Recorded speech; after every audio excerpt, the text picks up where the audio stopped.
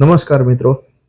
અત્યાર સુધી આપણે એવું માનતા હતા કે આપણે આપણું ટુ વ્હીલર કે ફોર વ્હીલર લેતા હોઈએ તો 15 વર્ષ કે 20 વર્ષ થાય એટલે એને આપણે સ્ક્રેપ કરી નાખવું. પણ સરકારની હમણાં રિસન્ટ જે નોટિફિકેશન આવ્યા અને સરકાર દ્વારા જે નિર્ણય કરવામાં આવ્યો છે જેમાં 20 વર્ષ પછીના વાહનને ફિટનેસ પ્રોપર હોય તો 5 વર્ષ માટે એને ફરીથી રિન્યૂ કરવાની પ્રોવિઝન પણ એમાં આપવામાં આવી છે. અર્થાત હવે એવું નથી કે આપણે 15 વર્ષ થાય કે 20 વર્ષ થાય એટલે આપણે આપણું વાહન સ્ક્રેપમાં જ જવા દેવું.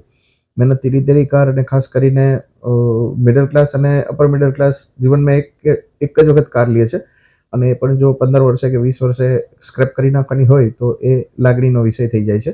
એટલે સરકાર દ્વારા નિર્ણય કરવામાં આવે છે અને હવે જો તમારી પાસે એવું કોઈ વાહન હોય કે જેને તમે સાચવેલું હોય તો 20 વર્ષ પછી પણ એની ફિટનેસ ટેસ્ટ કરાવી અને ફિટનેસ ટેસ્ટ પાસ થાય તો તમે એ વાહનને બીજા 5 વર્ષ માટે પણ વાપરી શકો છો.